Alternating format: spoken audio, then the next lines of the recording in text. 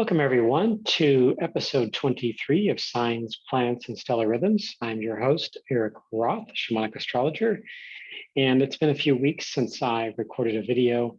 I was doing some traveling to Austin, Texas to do the Body, Mind, Spirit Fair Expo, and did some readings out there and got to visit Austin, Texas for the first time, and it was absolutely a wonderful journey. And I'll recommend anyone that's interested in seeing a beautiful city and great food and music. That's definitely a wonderful place to go for that. In this video, we're going to be looking at the August astrological happenings, basically the major highlights or insights that are taking place in the month of August here. So some of the highlights that we're going to visit are the full and new moons, the August 1st pagan holiday, the Pluto-Eris square, as well as a few other points in there that are going to be helpful for you to pay attention to in August. Before we get started, I'd like to go into an acknowledgement and invocation. We're here today to help co-create with the rest of humanity, with the universe, this, what we call our shamanic journey, this life. We honor the stars, the planets, and all their relations through this breath of creation, all the elements, all the archetypes and the directions. We are part of this cosmic creation. We are part of all that is. And we breathe in that life itself. And without it, there wouldn't be that life.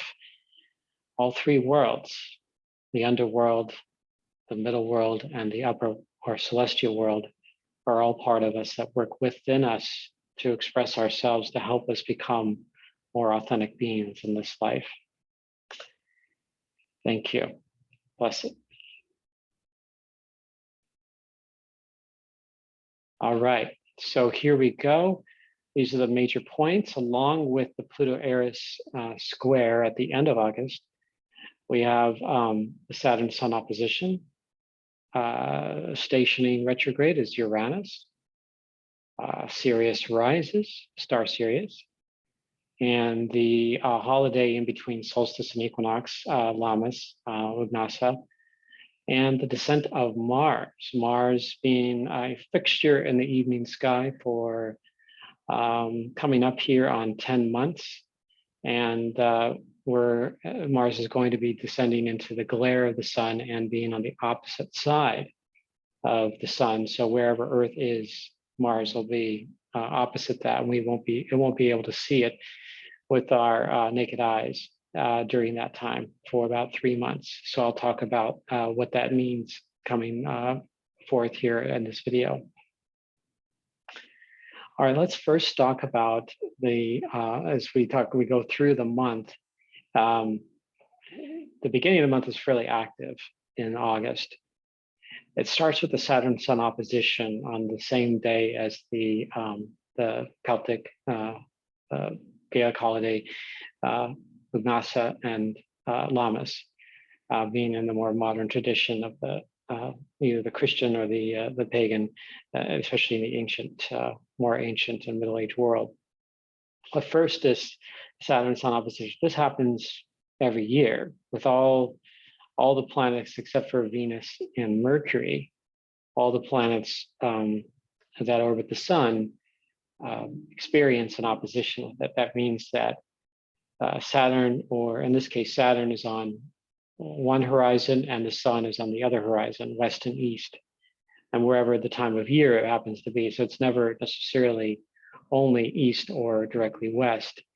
That only can happen around the time of the equinox. In this case, it's happening in the middle of the summer. So it's at a more northerly point where the sun is north of east when it rises, and the Saturn is a little south of west as it sets, and you can flip it around on the opposite side too. So Sun and planet Saturn opposition on August 1st in the Americas, and then early on August 2nd in most of the rest of the world. Opposition means that they're in the same polarity. So this is not about a confrontation, about the planet and the sun, going at each other.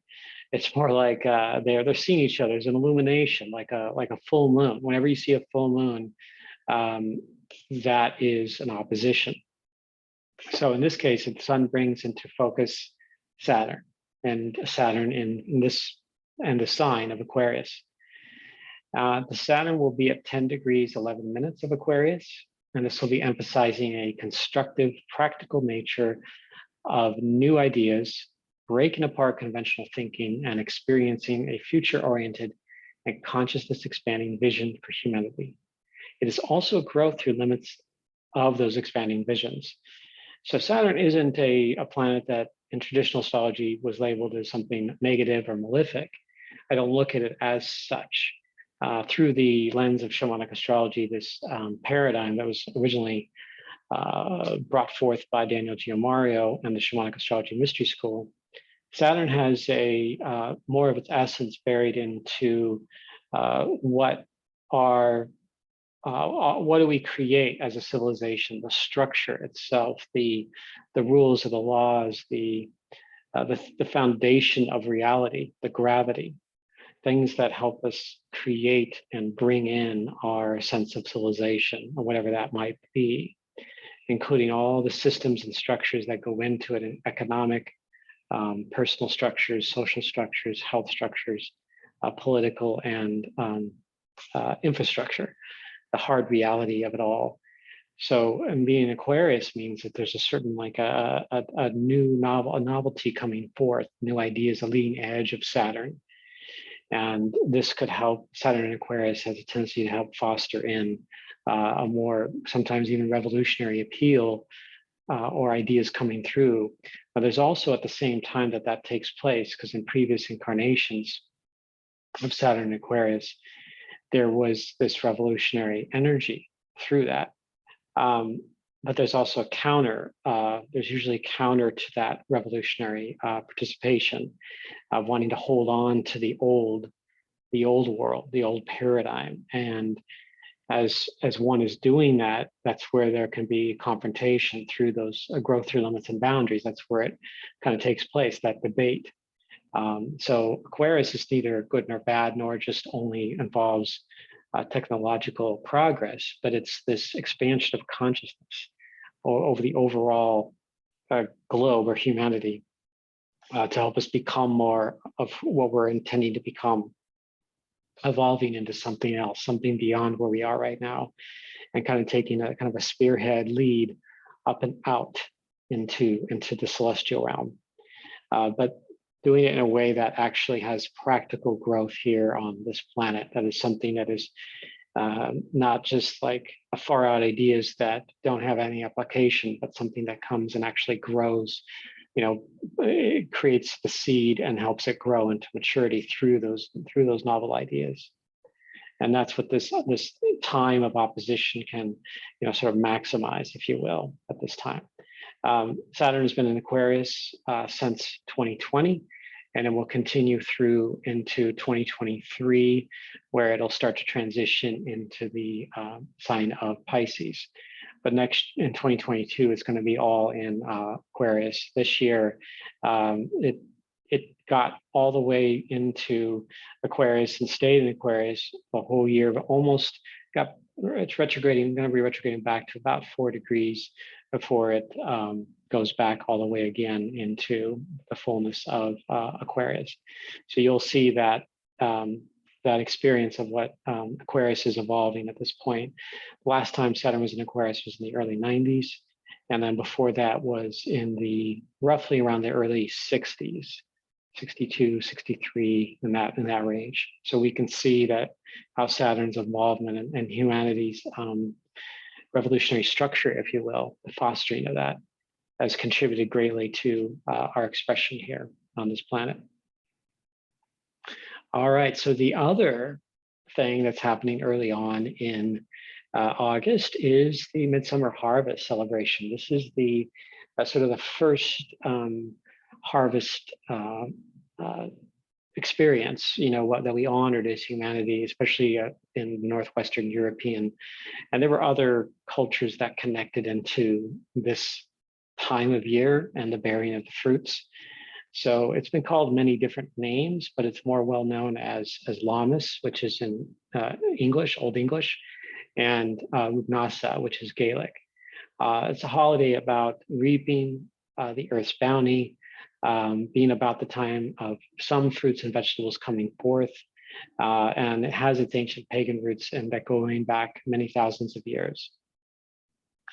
What's interesting about this astrologically and why I'm bringing this one up is that it ties into the idea of the concept of something called cross quarters. This is something Caitlin Costell and Daniel G. Mario talk about in their work.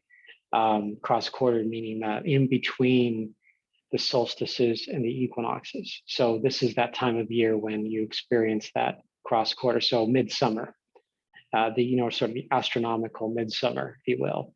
I know that there are other traditions that would call like the solstice period of midsummer, because that's like between the time of Beltane at early, May 1st and this time of Lugnasa. So that's, you can call, one can look at that, view it as like the time of the maximum sunlight, because once you get beyond early August, the sunlight, at least here in the Northern Hemisphere, starts to lessen. And then in the Southern Hemisphere starts to grow. So this is a cross quarter that is, really honoring this time of at the ending period of where the heat, the light, and in particular, starts to become less, and that the plants themselves really are starting to bear their fruits in late July through September and into October. The exact midsummer or cross quarter point is August 7th. That's when the sun reaches 15 degrees of Leo. That's that point. That's why it's on that particular day, and why it's right in between the equinox and the solstice and the June solstice and the autumnal equinox or September equinox, and obviously in September. So that'll be another focus, another video.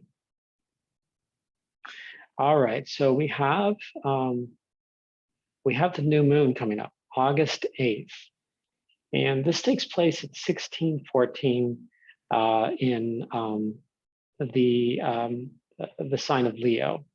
So I'm sorry, new moon, new moon 1614, the sign of Leo.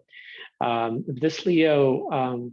This moon on the chart, it actually T-squares the planet Uranus and the planet Saturn. So it kind of sits, not in between, but on one of the legs, if you will, the T-square. So you have a square, a natal square, currently as one of the major themes in 2021 and into 2022 of Saturn and Uranus square, something I've written about and I talk about on occasion in these videos. This is really a powerful time of great change, of growth through limits and boundaries, but also a revolutionary period, something where ideas are being fostered and coming into form, but yet at times also breaking apart and forging something entirely unintended. So this is, or at least what we might first think is unintended, but essentially gets us to the place where the civilization is intending to go ultimately. This new moon can help us with the seed of a new creative will for humanity, allowing for a sense of intuitive trust through that is limitless, but practical, and has great potentialities for all of our lives and communities.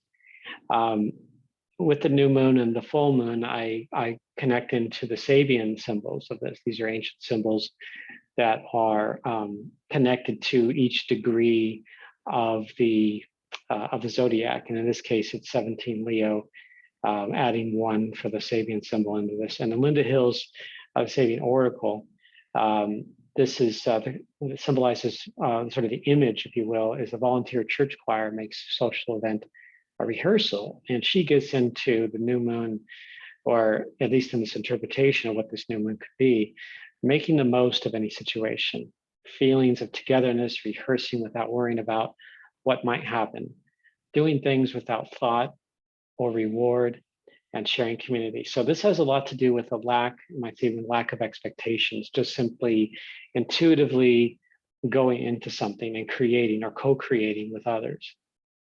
This is what that new moon experience can be like. And where it is in the sky, now we can't see the moon when it's in, quote, the astronomical new moon, although in ancient times it was the first appearance of the thin crescent moon just after the dark of the moon. So it was that first new, so it was brand new. It first came up in that evening sky. In this case, we have Mercury also hanging around in the sign of Leo, and the star Regulus not far. Well, roughly about 14 degrees from where this moon, but essentially this is between two constellations, the Crab and the Lion, what astronomers still call Cancer and Leo, but not to confuse that with the actual signs of the seasonal signs of the zodiac.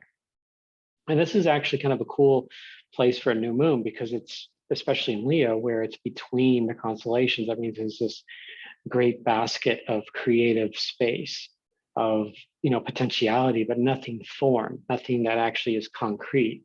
So it's just like if you're making, for example, a painting or a vision board with magazine cutouts, and you have all this art and color and paper, and you could just do whatever that you wanted to. Whatever wants to come out will come out, will be transmitted through that energy into whatever actually shows up. So doesn't have to be a goal in mind, but this is a way to connect into the new moon. Now, this is another part that is really big in August. This is part of the reason why, actually a big part of where that came in, the saying dog days of summer, is the star Sirius, known as the dog star in the constellation of Canis Major, or the big dog.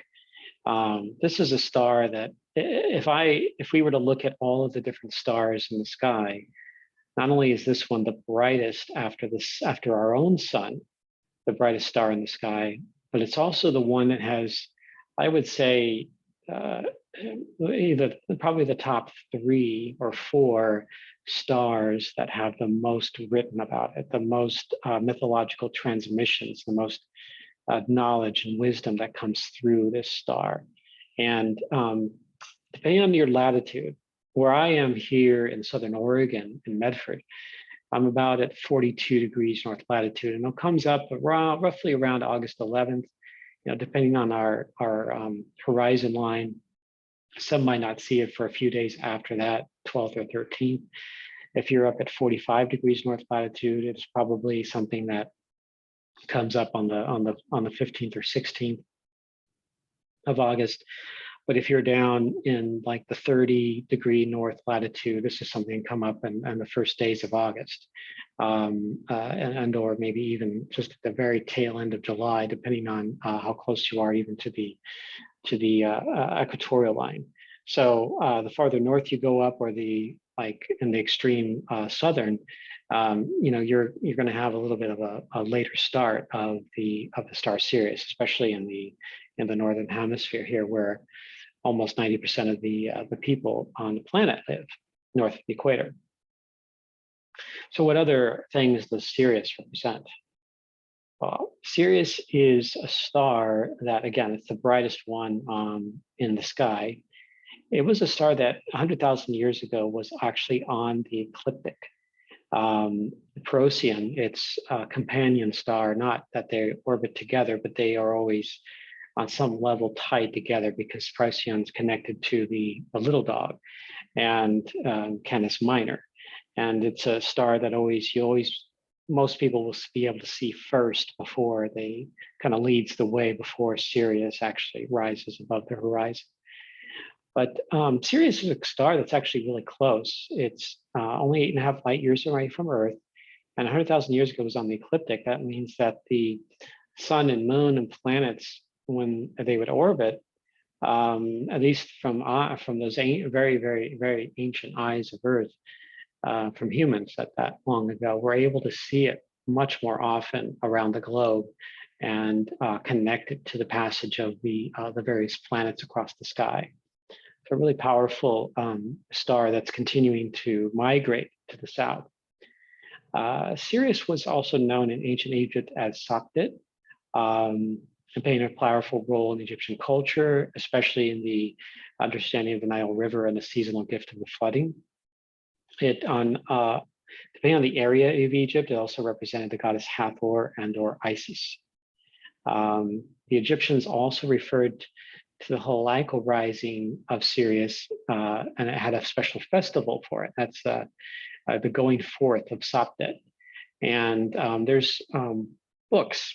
Sirius, the Brightest Diamond in the Night Sky is a great book by Holberg. I definitely, if you want to know more about the star Sirius, that's a great book to tap into there. The Egyptians actually created a calendar that was based on Sirius and known by the ancient Greeks as the Celtic cycle. So this is the Greek name for Sirius, and it equaled 365 days. Although it wasn't like perfectly, to the as accurate as the Gregorian calendar, it was still pretty accurate for the time. And after 1461 Celtic cycles, it actually comes back in line with the civic calendar, which is the accurate solar calendar, 1460 years. There's a cool story about the star Sirius, and the mythological figure of the phoenix. The story is that over centuries and millennia, the phoenix flies west to build a funeral pyre at the temple of Heliopolis in Egypt, and then is consumed by the fires. Then the phoenix is rebirthed from the ashes, where it flies east to repeat the cycle. This points to the relationship between Sirius and the sun in the 1461 Celtic cycle. So Sirius during this time, this is the sun and the time of summer. Sun and Sirius are actually essentially, Sirius is hidden by our eyes right now here in July, and into just the beginning of August until it starts to be rebirthed, if you will, in the early morning sky. So again, there's a lot of stories around the star Sirius, especially that come from the continent of Africa and other parts of the Mediterranean about this particular star. So, and for those that are curious about this, tune into that. And speaking of the stars, I want to just interject this briefly here, because I'm doing a webinar series with co-facilitated by Caitlin Costell at mystaralchemy.com. And the first series is about the Henian stars, these 15 magical and alchemical stars, with Sirius being one of them. And so we're going to talk in great detail about all of these particular stars, including Sirius, as well as the 4 royal stars, the ancient guardians or watchers of the directions, the celestial guardians or celestial directions. So I encourage you all to want to know more about the star magic and the astrological connections, as well as being able to work with the stars in a magical or ceremonial way. To tune into that and check out mystaralchemy.com. There'll be an announcement on my newsletter at inspiralnexus.com. If you want to sign up for that, feel free to do so if you're not subscribed to the newsletter.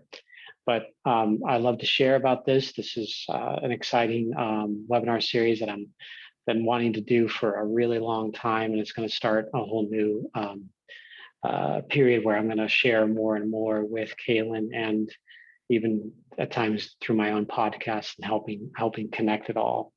So exciting stuff, and stay tuned for more. But definitely go to that website, mystaralchemy.com, for more information.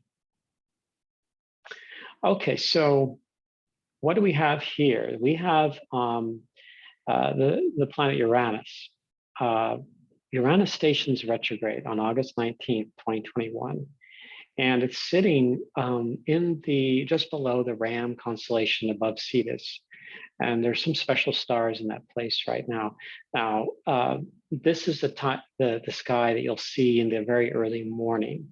So it isn't something that is that visible in the evening time. Not until we get into the very late summer and early fall will this area be visible in the mid to late evening sky. So you can see it sitting there above the whale and below the ram, and before it gets into the sacred hoop of stars, which is sort of the border of what the bull constellation is, Pleiades. And so, what is what is the what is Uranus station retrograde all about? Well, I liken this to assisting us with the turbulence. I mean, if you look at the constellations, you look at connecting to the sign of Taurus itself, the turbulence of the cosmic sea, which is that whale coming forth, and the rocky shore with coming up to the bull and to the ram, which especially in the ram's case, kind of in that rough, raw, tumbling area where the new creation is taking place, with the sea meaning the land. Taurus symbolizes also a seasonal archetype of receiving the pleasures, comforts, and sensuality there. So there's a certain gifts and pleasures and symbology that comes from the creation of the new earth, that comes from the great change and how it could create something really amazing. And there's certainly, when it comes to the sea, when it comes to the shore, there's something really powerful there that we can receive in ourselves, the pleasures and comforts as we tune into our sort of a part of our ancient roots and the transformation that has occurred. And it's also very healing in that space. The retrograde period, which can, and anytime a planet goes retrograde, there's an emphasis of that energy. So Uranus has been in this sign of Taurus since 2018, and this retrograde through Taurus, which started that time. So this is the third one in this sign. Fourth now, 2018, 2019, 2020, 2021 being the fourth. It can assist us in assimilating what we take for granted as convenience and comfort, and then also gain insights into this great boundary of sudden changes and breakthroughs. So there's something here of breakthroughs and sudden changes around our own idea of convenience and livability and comforts and what we protect around that. So I think it definitely plays an important role in our relationship to the environment of the Earth and to the climate changes that are taking place with all the various elements of fire and water and earth and air. Okay, and then on August 23rd, we've got the full moon. And this takes place at 29 degrees, 37 minutes in Aquarius. So this is actually the second Aquarian full moon. So we had one in July, and now we're getting one here in August. So it's not that often that you get two full moons in a row in the same sign like this. So we're getting it here this year in 2021 in Aquarius. So there's happens to be an additional emphasis of Aquarius. We had Jupiter moving into Aquarius for the most part, for most of this year, maybe about a 9.5 month span of time, where it was in Aquarius in 2021. In fact, at the end of July, Jupiter moves ingresses back into Aquarius, and Saturn's in Aquarius, and Uranus squaring those alignments right now. So the combination of full moon and Jupiter. So there's a Jupiter moon conjunction during this full moon in August. Definitely, even for those that don't understand astrology or just want something to look at in the evening sky, that is going to be super powerful. The second brightest planet that we can see from Earth in most years. Sometimes Mars can outshine Jupiter, in certain years during its opposition, but generally Jupiter is the second brightest. So having a Jupiter moon conjunction is going to be pretty remarkable. So this is an opportune time to try out new things, ideas, and nurture your emerging gifts to the leading edge of your own authentic expression. And the Sabian Oracle, this would be a 30 Aquarius. So adding one to this, The symbol is, the symbolic image is moonlit fields, once Babylon are blooming white. So she lists the keywords, Linda Hill lists the keywords as rewards coming through from the past generations, the feeling of ancestors surrounding one's present deeds, alchemy, lots of ancient civilizations, reverence for things from the past, the Middle East and all things Middle Eastern, and the rebirths of civilization's grandeur, old civilization's grandeur. So I got a misspelling there, but it's essentially it's reconnecting us, not just from nostalgia, but from a place of sort of a beckoning to ancient wisdom and knowledge from ancient sources, from going back to ancient civilizations. Certainly, the Middle Eastern was one of the cradles of humanity, along with part of Africa and Asia, and they're discovering some connections there from even South America, for example. There's ancient civilizations that are emerging from there with more and more archaeology and that's done there. So it's pretty profound.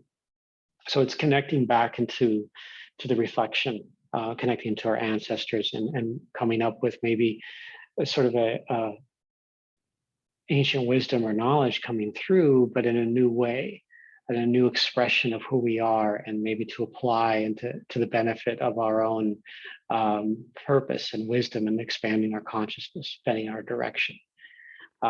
There's a certain spiritual questing that can come from this as well. It's a great time for meditation and or journeying into other realms, into the cosmic sphere, even into the past, if you will, for knowledge and wisdom. Here's where the full moon is, between the goat fish and the water bear. Another lunar aspect that is really powerfully represented here. And it's actually, I just wrote about this in a recent Facebook and Instagram post about this conjunction of Jupiter and the full moon, and only 4 degrees from the star Fomalhaut, one of the 4 guardians of the sky.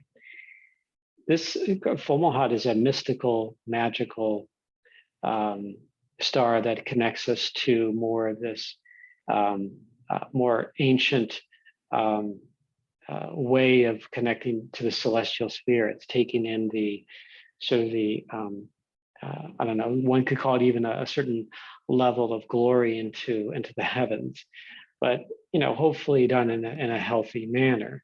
It's opening up to the water bear, which is this constellation that's pouring the cosmic waters of wisdom down into the mouth of the southern fish down here where Fomalhaut is. And being able to take that in, to nourish oneself through that cosmic wisdom. Jupiter at this time, you could see this is August 22nd here. There is, this is kind of right on the boundary where this actual conjunction takes place, August 22nd and I think 23rd. So you get this like Jupiter where the actual visual conjunction is.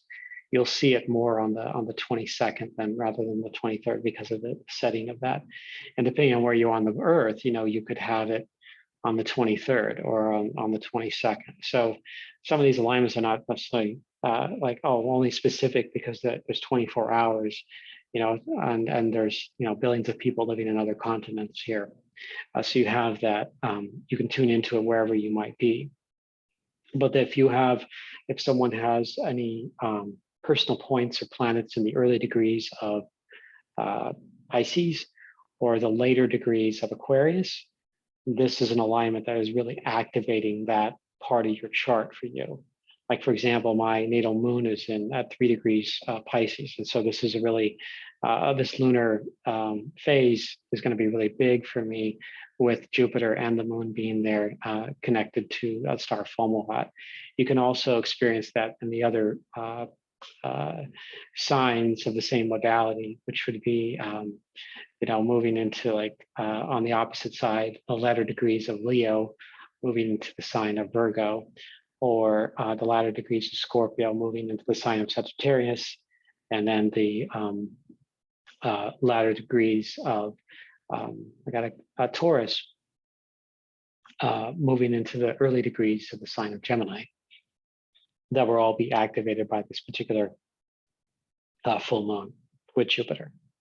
Okay, so the other thing that's happening in August is the descent of Mars. So Mars is goes through a regular synodic, what is called a synodic cycle. That means it's its relationship, a meeting place with its relationship with the sun. And this incarnation of this synodic cycle began October 13th of 2020 when it was at opposition with the sun.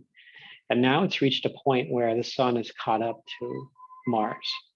And in that catching up, eventually Mars starts to fade, it starts to dim, and it gets into the glare of the sun.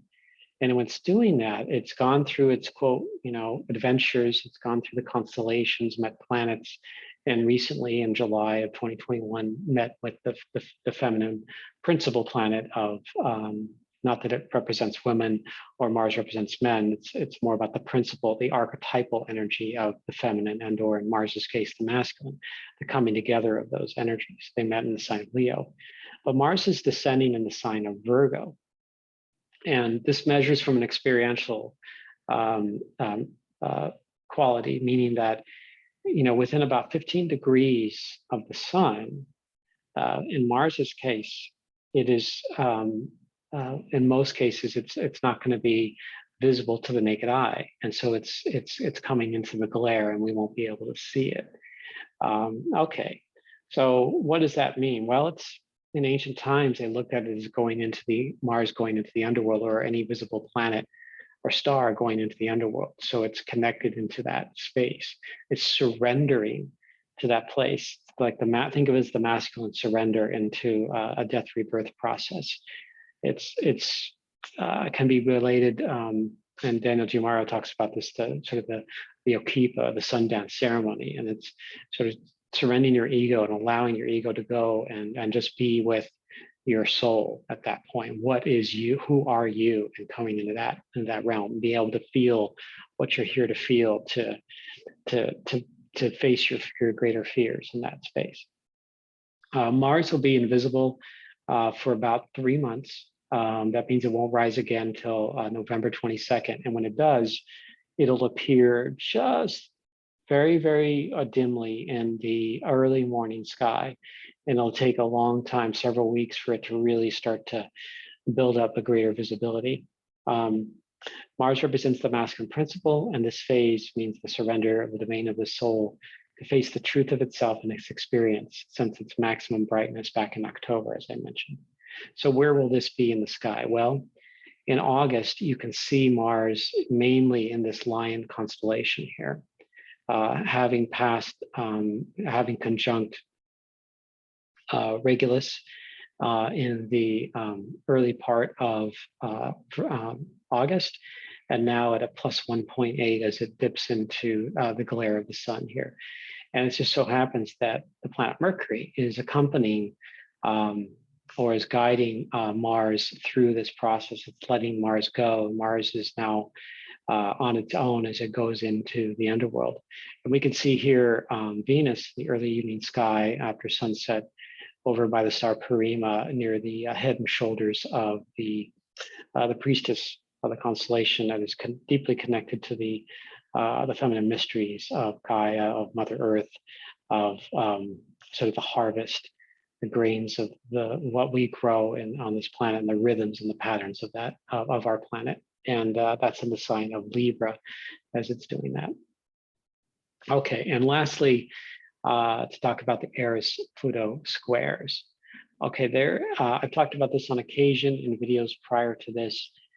This is episode 23, so we're looking now at the fourth of 5 exact Pluto-Eris squares taking place, and the others took place in 2020, and so we're getting these other 2 here in 2021.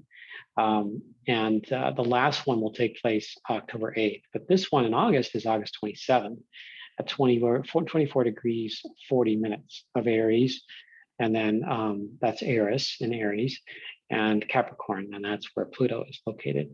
So Eris is the disruptor and a change agent of societies and civilizations, assisting us like Pluto to uncover our own internal and external conflicts, shadows, and disharmonies. So it's a way, Eris is something that helps us get into the activation of what needs to change in our lives, facing ourselves, facing our issues, if you will. We can't not to look away from them, especially from a place of like, and having the courage to go up and face them, to stand up for ourselves and to be in that space and look in the mirror and do that. For Pluto, this other dwarf planet that assists us in surrendering to our soul's truth. Again, there's some common ground between the two. But for Pluto, it's much more about the deepest fears through events beyond our control. And so there's sort of a bit of a difference between the two, whereas Eris has a little more of a assertive quality and action-oriented quality to it. Pluto is more of a surrendering quality to ourselves, and just being with ourselves, being in that space, and that we can't think our way through it, we can't will our way through it, nor can we try to overcome it through action. It's more of just surrendering to what needs to transform within ourselves. And both represent change. Both Eris and Pluto really connect us into change. Now, Eris, this is a planet that takes over 550 years to orbit the sun. And it's been in the sign of Aries for, I think, about close to 100 years. And it's going to be another roughly 25 to 30 years, almost 30 years, 25 to 27 more years before it leaves the sign of Aries and moves into the sign of Taurus, which won't be until the transition period in the mid 2040s through 2044 through 2048. So this is part of also an overall Pluto return and here in the United States, that Eris is playing a real pivotal role in that expression of the death rebirth of America, the US itself. Okay, well, thank you all for being a part of this. Thank you for watching it. Please, if you like this, please hit like or subscribe if you're not subscribed. I am an astrologer, so I do readings, astrocartography, classes, and other events. And you can find me on spiralnexus.com. And also, my training comes originally from the Shamanic Astrology Mystery School and Daniel Giamario at shamanicastrology.com. And you can find out more information there. Thank you all. And I wish you all a peaceful week and peaceful August. And I'll see you at the next time. Thank you. Be well.